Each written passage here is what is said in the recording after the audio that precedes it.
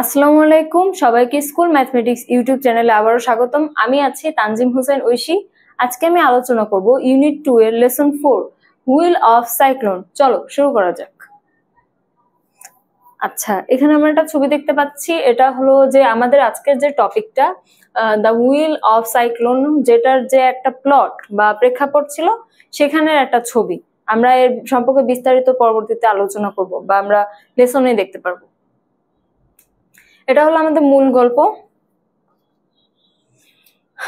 On the afternoon of March 17, 1978, আচ্ছা, কোনো এক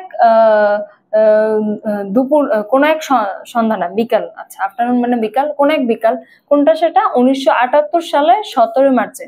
1978 সালে 17 মার্চের কাহিনী এখানে বলা হচ্ছে। The weather took an odd turn in North Delhi. আমাদের যে লেসনটা সেটাতে কি বলা হচ্ছে যে 1978 সালে 17 মার্চে সেখানকার যে ওয়েদার, কোথাকার ওয়েদার? নর্থ দিল্লি। ওয়েদারটা একটা অদ্ভুত রূপ ধারণ করে। অড টার্ন মানে তার যে স্বাভাবিক যে চেহারা সেটা থেকে সে একটা ভিন্ন রকম রূপ ধারণ করে, যেমন অদ্ভুত পালা, বা সে ভিন্ন রকমের একটা রূপ ধারণ করে। Mid March is usually a nice time of year in that part of India.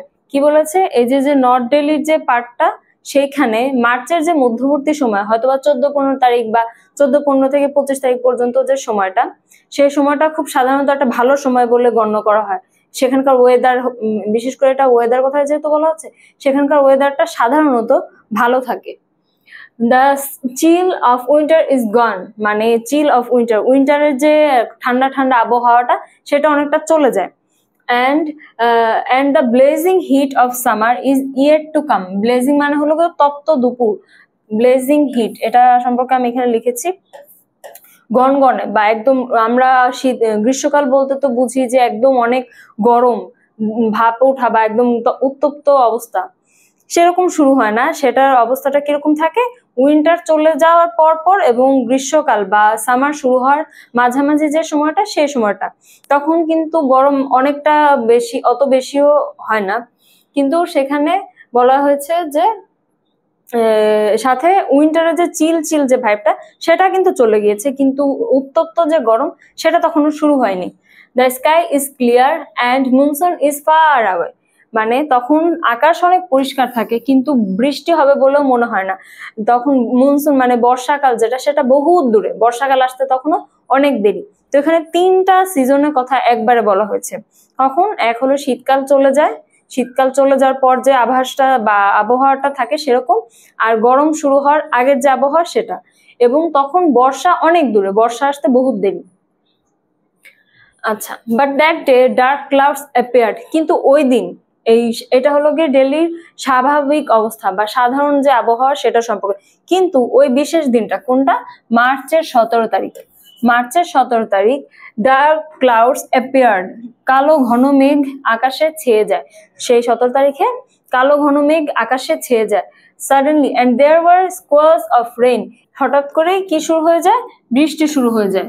বৃষ্টির সাথে সাথে ঝড়, মানে সেই অল্প স্বল্প বৃষ্টি না, সে ঝড়ের মতো বৃষ্টি শুরু হয়ে যায়। হঠাৎ করে আকাশ কালো মেঘে ঢেকে যায় এবং জোরে জোরে ঝড়ো হাওয়ার সাথে বৃষ্টি শুরু হয়। Then followed an even bigger surprise, a hailstorm, এবং এবং এর সাথে সাথে বৃষ্টি তো শুরু হলো, কালো মেঘ, আকাশ কালো মেঘে ঢেকে গেল, বৃষ্টি শুরু হলো, এবং খুবই সারপ্রাইজিংলি এবং খুবই মানে বিস্ময়জনক ভাবে কি শুরু হলো? ঝড় বৃষ্টি শুরু হলো, যে শিলাবৃষ্টিও শুরু হয়ে গেল। আচ্ছা, তাহলে এই যে স্লাইডটা, সেটা থেকে আমরা কি বুঝতে পারছি? 1978 সালের একটা কাহিনী, 17 মার্চ মোস্ট প্রবাবলি, হ্যাঁ 1978 সালের একটা কাহিনী, যে দিন 17 মার্চ ছিল। তখনকার ওয়েদারটা কেমন ছিল? এটা নর্থ দিল্লির কাহিনী, যেহেতু ইন্ডিয়ার। তখনকার দিনে আকাশ হলো গিয়ে একটা খুবই সুন্দর আবহাওয়া তার থাকার কথা স্বাভাবিকভাবেই। কি সেটা হলো গিয়ে শীতকাল চলে গিয়েছে, গ্রীষ্মকাল এসেছে মাত্র শুরু, বৃষ্টি হওয়ার কোনো সম্ভাবনা নেই বা বৃষ্টি তখন হয় না। কিন্তু হঠাৎ করে ওই দিন বিকালে আকাশ ঘন কালো মেঘে ঢেকে যায় এবং হঠাৎ করে বৃষ্টি শুরু হয়, ঝড় বৃষ্টি শুরু হয়, এবং তার সাথে সাথে শিলাবৃষ্টিও শুরু হয়ে যায়। আচ্ছা, চলো আমরা দেখি এর পরের কাহিনী।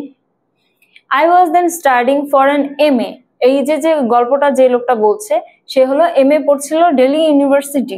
এই ইউনিভার্সিটিটাতে MA পড়ছিল, এটা একটা degree.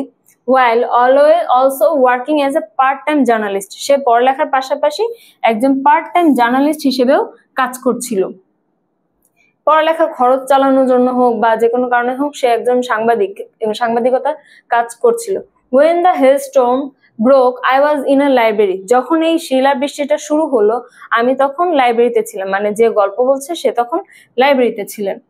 I had planned to stay late. আমার তখন অনেক দেরি করে থাকার প্ল্যান ছিল বা আমি অনেকক্ষণ থাকার জন্য প্রস্তুতি নিয়েছিলাম। বাট দ্য আনসিজনাল ওয়েদার, কিন্তু যে অস্বাভাবিক যে ওয়েদারটা led to change of mind, আমার সিদ্ধান্ত বদল করতে বাধ্য করলো। and I decided to leave, এবং আমি চলে যাওয়ার সিদ্ধান্ত নিলাম। এই যে গল্পটা যিনি বলছেন, গল্প তো না কাহিনী, সত্যি ঘটনা যেহেতু, ইনি যে কাহিনীটা বলছেন তিনি তখন লাইব্রেরিতে ছিল এবং সে লাইব্রেরিতে থাকাকালীন হয়তোবা পড়ালেখার জন্য হোক বা যে কোনো কারণে হোক সে সাধারণত লাইব্রেরিতে অনেক সময় কাটায়। তো সেদিনও সে ভেবেছিল যে আমি অনেকক্ষণ থাকবো, কিন্তু এই ওয়েদারটা সে দেখতে পায় যে খুবই অস্বাভাবিক একটা রূপ ধারণ করছে, আবহাওয়া যেরকম থাকার কথা সেরকম না। তাই সে সিদ্ধান্ত নিল সে সেই জায়গা ছেড়ে চলে যাবে, লাইব্রেরিটা ছেড়ে সে চলে যাবে। I was on my way back to my room, আমি আমার ঘরের দিকে ফেরত যাচ্ছিলাম। ওয়েন অন অ্যান ইম্পালস, যখন এক ধাক্কায় I change direction and dropped in on a friend, একটা ধাক্কার মতো বোধ করলাম এবং আমি আমার একটা বন্ধুর উপর পড়ে গেলাম। সে যখন হেঁটে হেঁটে যাচ্ছিল সে একটা ধাক্কার মতো বোধ করলো এবং তার বন্ধুর উপরে পড়ে গেল। But the weather continue to worsen as we were chatting, এবং ওয়েদার এই যে ধাক্কাটা সেটা মনে হয় সে বাতাসের তোড় বা বাতাসের ধাক্কা পড়ে গিয়েছিল, কিন্তু ওয়েদার যেটা সেটা আস্তে আস্তে আরো খারাপ হচ্ছিল যখন সে তার বন্ধুর সাথে কথা বলছিল। So after a few minutes, কিছু সময় পরে, I decided to head straight back by a route that I rarely had occasion to take, এবং সে সিদ্ধান্ত নেয় সোজা সে একটা রাস্তা দিয়ে বাইরে চলে যাবে যে রাস্তাটা সে সাধারণত ব্যবহার করে না। আমরা যখন কোনো বিপদে পড়ি তখন আমরা ইমার্জেন্সি এক্সিট যে জায়গাটা, যে গেটটা থাকে সেটা ইউজ করার ট্রাই করি। তো সেও সেরকমই কোনো সিদ্ধান্ত নেয় যে সাধারণত আমি যে রাস্তা দিয়ে যাই সেই রাস্তা দিয়ে না যেয়ে আমি আমার রুটটা চেঞ্জ করে অন্য রাস্তা দিয়ে বাইরে বের হওয়ার চেষ্টা করি। I just passed a busy intersection called Maurice Nagar, আমি তখন একটি মরিসনগর নামের একটা ব্যস্ত এলাকা পার হচ্ছিলাম।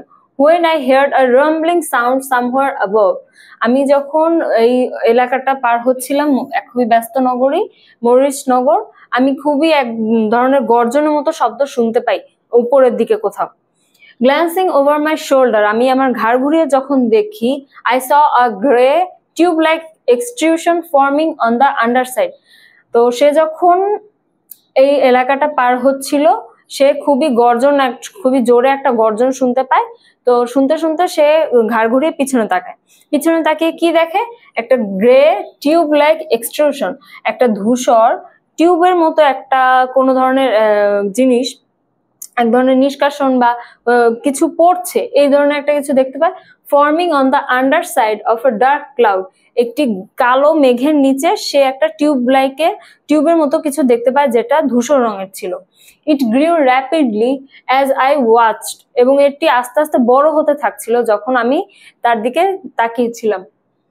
And then all of a sudden it turned and came whiplashing down to earth, এবং সে যখন ওই টিউব লাইক জিনিসটার দিকে তাকিয়েছিল সেটা আস্তে আস্তে কি হচ্ছিল, বড় হচ্ছিল, এবং বড় হতে হতে হঠাৎই সেটা ধুম করে নিচে মাটিতে পড়ে যায়। সেটা চাবুক মারার মতো, এই যে এটা মানে হুইপ্ল্যাশিং মানে হলো চাবুক মারা, মানে আছড়ে পড়ার মতো সেটা মাটিতে পড়ে যায়। ডাউন টু আর্থ, পৃথিবীর দিকে সে আছড়ে পড়ে। হেডিং ইন মাই ডিরেকশন, এবং আছড়ে পড়ে সেটা কি তার দিকেই এগিয়ে আসছিল।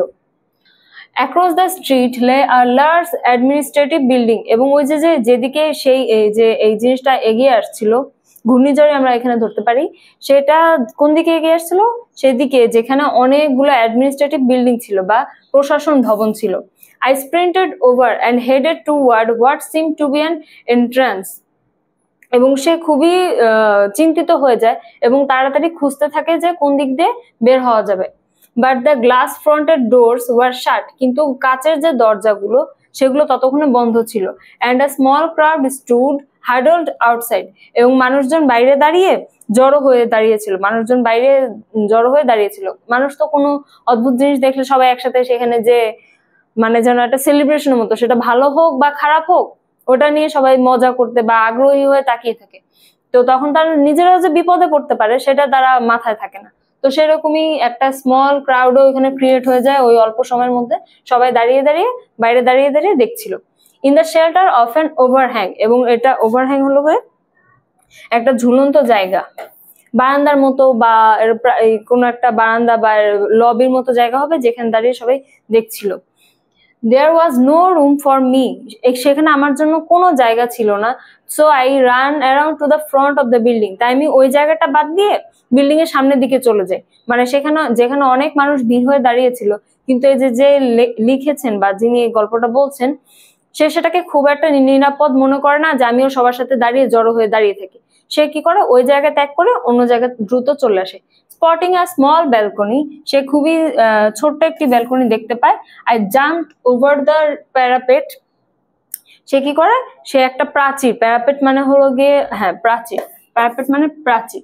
তো সে প্রাচীরটা পার হয়ে ব্যালকনি দেখে, সেই ব্যালকনিটাতে সে প্রাচীরটা পার হয়ে একটা লাফ মারে অ্যান্ড অন দ্য ফ্লোর, এবং সে কি করে, ফ্লোরে পড়ে যায়। আচ্ছা, তাহলে আমরা এই স্লাইডটা একটু ডিসকাস করি।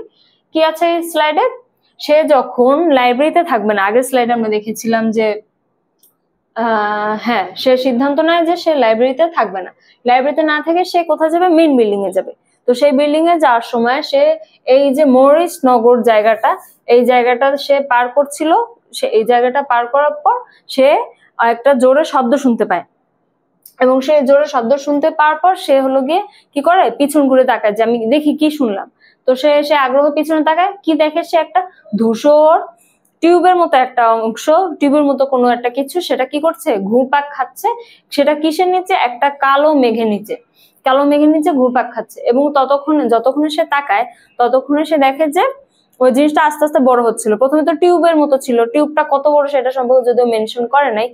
তো টিউবের মতো একটা কিছু ছিল, এবং সেটা আস্তে আস্তে বড় হতে থাকে, প্রশস্ত হতে থাকে, এবং প্রশস্ত হতে হতে সেটা হঠাৎ করেই মাটিতে আছড়ে পড়ে। এবং এটা কি করছিল, সবাই মিলে দাঁড়িয়ে দাঁড়িয়ে দেখছিল যে অল্প কয়েকজন যারা ছিল তারা একত্র হয়ে ওই ঘটনাটা, প্রাকৃতিক একটা ডিজাস্টার ঘটছে, তারা সেটা তাকিয়ে তাকিয়ে দেখছে। কিন্তু যে লেখক, সে কি করে, যে আমি এখানে থাকবো না, সে সেই সিদ্ধান্ত নেয় এবং খুব দ্রুত সে জায়গা চেঞ্জ করে সে অন্য একটা বিল্ডিং এ চলে যায়। সেই বিল্ডিং থেকে সে দেখে একটা প্রাচীর এবং ব্যালকনি। তো সেই ব্যালকনিতে যাওয়ার জন্য সে প্রাচীরটা টপকে সেখানে মাটিতে পড়ে। এটা হলো গিয়ে স্লাইডের কাহিনী। আচ্ছা, the noise quickly rose to a frenzied pitch, এবং যে শব্দটা, সে একটা শব্দ হয়, সেই শব্দটা খুবই তীক্ষ্ণ একটা আওয়াজ বা খুবই জোরে একটা আওয়াজে পরিণত হয়। And the wind began to tug fiercely at my clothes, এবং এই যে বাতাসটা, এই যে ঘূর্ণিঝড় যখন ঘটছিল তখন যে বাতাসটা বইছিল, সে বাতাসটা অনেক শক্তিশালী, যে মনে হচ্ছিল যে কবি তো না, যে প্রত্যক্ষদর্শী, তার কাপড় চোপড় একদম টান দিয়ে ছিঁড়ে ফেলছে। আমাদের এমন অনেক সময় দেখি যে আমরা রাস্তায় হাঁটতে হাঁটতে ঝড়ো বাতাস হলে মনে হয় ওই বাতাস আমাদেরও উড়িয়ে নিয়ে চলে যাবে। আমি জীবনে কয়েকবার এই কাহিনী ফেস করেছি। যাই হোক, তো stealing a glance over the parapet, এবং সে ওই বেলকনি দিয়ে যখন নিচে তাকিয়ে দেখে, I saw to my astonishment, এবং সে বিস্ময়ের সাথে কি দেখে, that my surroundings had been darkened by a churning cloud or dust. সে তো ওই যে বেলকনিতে পড়লো, বেলকনিতে পড়ার পর সে একটু নিচে আবার তাকিয়ে দেখার চেষ্টা করলো, নিচে হোক বা উপরে হোক তাকিয়ে দেখার চেষ্টা করলো যে বাইরে কি ঘটছে দেখি। তো বাইরে কি দেখে, যে ঘন কালো মেঘের একটা আস্তরণের মতো, বা ঘন কালো মেঘই হোক বা ধুলাবালি হোক, ধুলাবালি আশেপাশে একদম আচ্ছন্ন করে ফেলেছে কালো মেঘে। হ্যারি পটারের যখন যুদ্ধ হয় তখন এরকম দেখা গিয়েছিল যে আশেপাশে কিছু দেখা যায় না, শুধু কালো ধোঁয়া। তো এরকমই একটা সিচুয়েশন মেবি ওনাদের ক্ষেত্রেও হয়।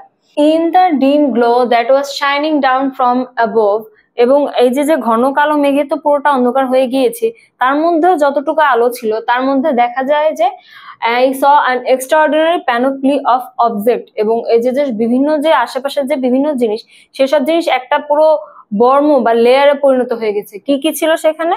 Bicycles, scooters, lamp post, sheets of corrugated iron, even entire tea stalls. এই corrugated iron মানে হলো ঢেউ তোলা যে টিন, সেটাকে মিন করেছে। এবং মাঝে মাঝে এন্টায়ার টি স্টল, খুবই অদ্ভুত ভাবে পুরো একটা যে চায়ের দোকান সেটা পর্যন্ত উড়ে বাতাসে ওড়া শুরু করেছে। In that instant gravity itself seemed, মানে তখন এমন মনে হচ্ছিল যে মধ্যাকর্ষ বল বা অভিকর্ষ বল সে নিজেই নিজেকে কোনো একটা itself seemed to have been transformed into a wheel spinning upon the fingertip of some unknown power। আচ্ছা, এমন ভাবে এইসব জিনিসপত্র উঠছিল, বাইসাইকেল হোক, scooter, lamp post, sheets, irons and tea stall, যে তার এমন ভাবে উঠছিল দেখে মনে হচ্ছিল যে আমরা তো জানি যে গ্র্যাভিটি আমাদের কি করে, মাটির নিচে আমাদের আটকে রাখে, মাটির উপরে আটকে রাখে আর কি, আমাদের মাটির দিকে টানে। তো এরকম কাহিনী দেখে মনে হচ্ছিল যে গ্র্যাভিটি নিজের যে ক্ষমতা সব একটা অন্য একটা ক্ষমতার উপর spinning wheel spinning upon the finger tip, কোন একটা অদৃশ্য শক্তির হাতে সে নিজেকে নিজে প্রায় সোপর্দের মতো করে দিয়েছে। আচ্ছা ঠিক আছে, আমি তোমার কথা চলবো, তোমার আঙ্গুলের ইশারা আমি চলবো। মানে একটা আননোন পাওয়ার, এত পাওয়ারফুল। আননোন পাওয়ারটা কি এখানে ঘূর্ণিঝড়টাকে মিন করে। এত পাওয়ারফুল মনে হচ্ছিল যে তার ক্ষেত্রে গ্র্যাভিটি কোনো বিষয় না, গ্র্যাভিটিও তার ক্ষেত্রে কাজ করছে না। এরকম মানে গ্র্যাভিটিও তার এই সময় অসহায় হয়ে গিয়েছে যে সে যে তার এসব জিনিসপত্র মাটির দিকে ধরে রাখবে, সে যে সারফেসে ধরে রাখবে, তার সেই ক্ষমতা নেই। এই ঘূর্ণিঝড়ে সে সবকিছু উড়িয়ে নিয়ে চলে যাচ্ছে। I buried my head in my arms and lay still, আমি আমার মাথাকে আমার হাত দিয়ে ঢেকে রাখলাম। Moments later the noise died down, এবং কিছুক্ষণ পরে যে শব্দ, সেই শব্দ একদমই থেমে গেল এবং অদ্ভুত ভাবে এটি পিন ড্রপ সাইলেন্ট বা খুবই ভয়ঙ্কর নীরবতায় পরিণত হয়ে গেল। was replaced by an eerie silence, এতক্ষণ অনেক শব্দ হচ্ছিল, সে শব্দতে এমন অবস্থা যে কিছু দেখাও যাচ্ছে না, কিছু শোনাও যাচ্ছে না, থাকাও যাচ্ছে না, যে খুবই খারাপ কিছু ঘটছে বোঝা যাচ্ছিল। কিন্তু সেই শব্দ হঠাৎ করেই থেমে গেল এবং এক ভয়ঙ্কর নিস্তব্ধতা বা নীরবতা সে জায়গাটাকে গ্রাস করে ফেললো। When at last I climbed out of the balcony, এবং উনি হলো ব্যালকনিতে মাথা নিচু করে মাথা ঢেকে বসেছিল। তো সে যখন ব্যালকনি থেকে উঠে দাঁড়ালো বা মাথাটা উঠালো, I was confronted by a scene, আমি খুবই অবাক হয়ে গিয়েছিলাম। কনফ্রন্টেড হলো গিয়ে যে কনফ্রন্টেড হলো মুখোমুখি হওয়া, হ্যাঁ সাক্ষী হওয়া। I was confronted by a scene, সে একটা এমন দৃশ্যের সাক্ষী হলো অফ ডিভাস্টেশন, এটা কি ক্ষয়ক্ষতি বা বিপর্যয় বা ধ্বংস, ডিভাস্টেশন মানে ধ্বংস, such as I had never before beheld। আচ্ছা, এই লোকটা কি করলো, সে হলো মাথা ঢেকে তার ব্যালকনিতে পড়েছিল। তো যখন দেখলো আশেপাশে সব চুপচাপ, আওয়াজ নেই, ঘূর্ণিঝড় হচ্ছে বলে মনে হয় না, তখন সে মাথা তুলে দাঁড়ালো। তো তাকিয়ে সে কিসের সম্মুখীন হলো, খুবই ভয়াবহ একটা ধ্বংসলীলা, মানে ওই অল্প সময়ের মধ্যে সবকিছু একদম ওলট পালট লন্ডভন্ড হয়ে গিয়েছে, যেটা সে তার এর আগের জীবনেও কোনোদিন দেখেনি। বাসেস লে ওভারটার্নড, বাসগুলো কি ছিল, উল্টে ছিল, ওভারটার্ন মানে উল্টে, বাস সব উল্টে আছে। স্কুটার স্যাট পার্সড অন ট্রি টুপস, এবং স্কুটার গুলো কি হয়েছে, গাছের উপরে উঠে গিয়েছে। মানে স্কুটার ওই যে উঠছিল সবকিছু, তো স্কুটারও ছিল তার মধ্যে, সে উঠতে উঠতে গাছের উপরে যে আটকে আছে। walls had been ripped out of buildings, এবং বিল্ডিং তো দেয়াল দিয়ে তৈরি, তো বিল্ডিং থেকে দেয়ালগুলো বেরিয়ে এসে ভেঙে পড়েছে। exposing interiors in which ceiling fans had been twisted into tulip-like spirals, তো এই দেয়াল টেয়াল ভেঙে বিল্ডিং এর তো একাকার অবস্থা। এবং এসব বিল্ডিং এ যে ফ্যানগুলো ছিল, সে ফ্যানগুলো তো নর্মালি স্ট্রেট থাকে, কিন্তু ওরা এমন ভাবে মুচড়ে গিয়েছে যে টিউলিপ ফুলের মতো পেঁচানো। আমরা টিউলিপ ফুলের চেয়ে আমাদের দেশের রিলেটেবল যদি কিছু বলি, আমরা জবা বা কাঠগোলাপের মতো বলতে পারি, যেমন একটার পাপড়ির উপর আরেকটা এরকম প্যাচ খেয়ে থাকে না, একটা স্পাইরালের মতো, তো সেই ফ্যানের পাখাগুলো এরকম প্যাচ খেয়ে একটার সাথে আরেকটা মিশে আছে, এমন বাজে অবস্থা। কি সুন্দর একটা ফুলের নাম, কই গেল, কই, হ্যাঁ ফুলের নাম, কিন্তু কম্পেয়ার করলো কিসের সাথে, যাই হোক।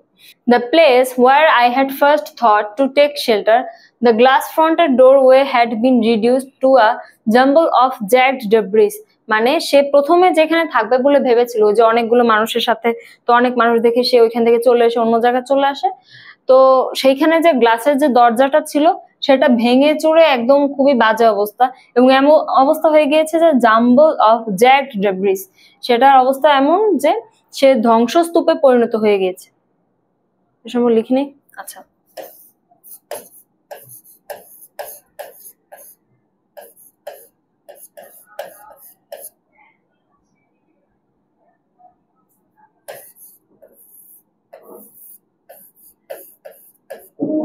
ধ্বংসস্তূপে, ধ্বংস বানানো এটা, হ্যাঁ আচ্ছা, ধ্বংসস্তূপে পরিণত হয়ে গিয়েছে। The pens had shattered and many people had been wounded.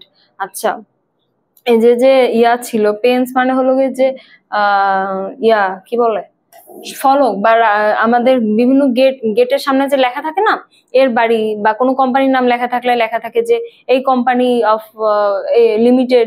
তো ওই যে একটা ফলক বা স্তবকের যে লেখা থাকে সেগুলো কি একদম ভেঙে চুরে নষ্ট হয়ে গেছে, এবং এর ফলে কি প্রচুর মানুষ অসুস্থ হয়ে গেছে। এই ফলকটা এমন হতে পারে যে উপরে লেখা থাকে, বিল্ডিং এর উপরে লেখা থাকে বিভিন্ন উচ্চ বিদ্যালয়, ইউনিভার্সিটি।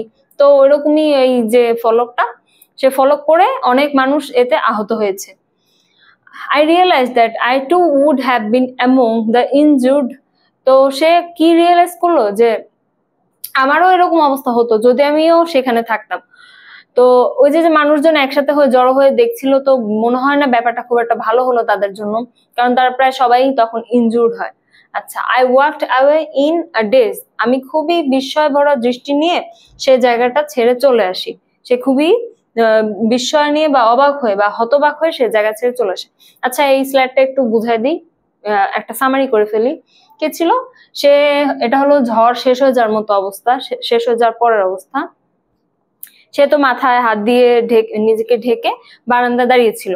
তো দাঁড়িয়ে থাকার পর সে যখন দেখলো যে হঠাৎ করেই মনে হচ্ছে শব্দ কমে গিয়েছে, যে ঝড়ের যে একটা পরিস্থিতি ছিল সেই পরিস্থিতিটা আর নাই।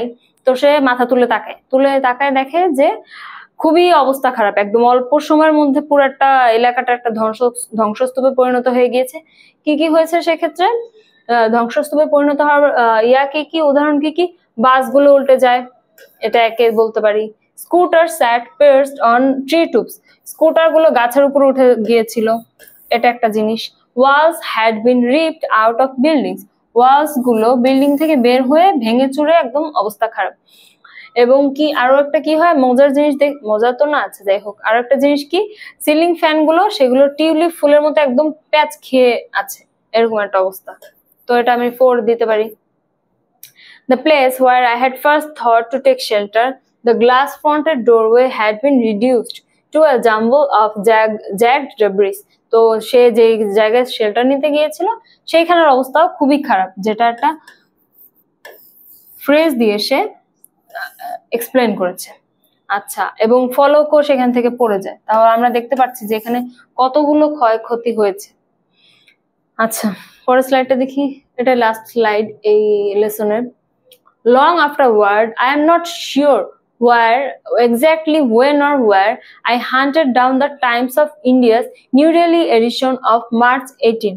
অনেক দিন চলে গেল তারপর, এবং আমার মনেও নাই যে আমি কোথায় Times of India's New Delhi edition. Times of India হলো একটা নিউজ পেপার, যেটার নিউ দিল্লির যে এডিশনটা সেটা সে কিভাবে কালেক্ট করেছিল, কত তারিখের, মার্চের 18 তারিখে, মানে 17 তারিখে তো এই দুর্ঘটনা বা দুর্যোগটা হয়েছিল। তো খবর নিশ্চয় তার পরের দিনই বের হয়। তো 18 মার্চের যে এডিশন বা খবরটা সে কালেক্ট করে রেখেছিল। I still have the photocopies I made of it 30 dead. আচ্ছা, সে এই যে পেপারটা সেটা একটা ফটোকপিও সে রেখে দিয়েছিল। ওই নিউজটার হেডলাইন কি ছিল? 30 ডেড। আচ্ছা, তো ওই যখন কোনো দুর্ঘটনা ঘটে তার খবর তো তাড়াতাড়ি নিউজ পেপারে পাবলিশ করা হয়। তো এই নিউজটাও পাবলিশ করা হয়েছিল। তো তখন তার হেডলাইনটা এমন ছিল যে 30 dead and 700 hurt as cyclone hits North Delhi. উত্তর দিল্লিতে বা নর্থ দিল্লিতে যে ঘটনাটা ঘটে সেটাতে 30 জন মানুষ মারা যায় এবং 700 জন আহত হয়। মানে আমাদের দেশে যেরকম টাইটেল হয় যে এতজন নিহত, এতজন আহত, তো তাদের ক্ষেত্রেও এরকম একটা নিউজ পেপার পাবলিশ হয় কত তারিখে? 18 মার্চ। 17 তারিখে এই ঘটনাটা ঘটে এবং 18 তারিখে এই নিউজ পেপারটা পাবলিশ হয়, যেটা এই লেখক এখনো কালেক্ট করে রেখেছে। আচ্ছা, এন্ড লাস্ট অ্যাব্রিজড মানে সংক্ষিপ্ত। এই যে ঘটনাটা সেটা পুরোটা এখানে উল্লেখ করা হয়নি, এটা কোনো একটা জায়গা থেকে ছোট একটা ক্লিপ এখানে অ্যাড করা হয়েছে, এর জন্য এটাকে সংক্ষিপ্ত বলেই উল্লেখ করেছে। আচ্ছা, আমরা দেখতে পেলাম যে এটা একটা কাহিনীর মতো ছিল, সত্য ঘটনা। এর আগের লেসনেও একটা দেখেছিলাম যে নূরজাহান নামের একজন ছিল, সেটাও একটা সত্য ঘটনায় ছিল। তো আমাদের আশেপাশে যে ক্লাইমেট চেঞ্জ হচ্ছে বা প্রকৃতির প্রতিনিয়ত বিভিন্ন চেঞ্জের কারণে আমাদের উপর কিরকম ইম্প্যাক্ট করতে পারে, তারই কয়েকটা উদাহরণ হলো এখানে উল্লেখ করা। তো আমাদের এই লেসনটা তো এসব উল্লেখ করা, তো আমি আশা করি তোমাদের ভালো মতো বোঝাতে পেরেছি। নিজেরাও পড়বে এবং যে ওয়ার্ড মিনিং গুলো আমি এখানে শিখিয়েছি সেগুলো খুবই ইম্পর্টেন্ট, তোমরা চেষ্টা করবে এগুলোর সিনোনিম অ্যান্টোনিম গুলো শেখার, তারপর বিভিন্ন পার্টস অফ স্পিচের সাথে এগুলো কম্পেয়ার করে যে এটা কোন ফর্মে আছে ওইটা কোন ফর্মে আছে, এগুলো ভাবে নিজেরা এক্সপ্লোর করে করে পড়বা। তাহলে হলো কি কোনো কিছু শিখতে ভালো হবে এবং ওটার নলেজটা তোমার ডিপ থাকবে, কোনো কিছু একবার পড়লেই তখন এনাফ বলে মনে হবে। তো এটাই থাকছে, পরবর্তীতে দেখা হবে অন্য কোনো লেসনে, ততদিন আমাদের সাথেই থাকো। আসসালামু আলাইকুম।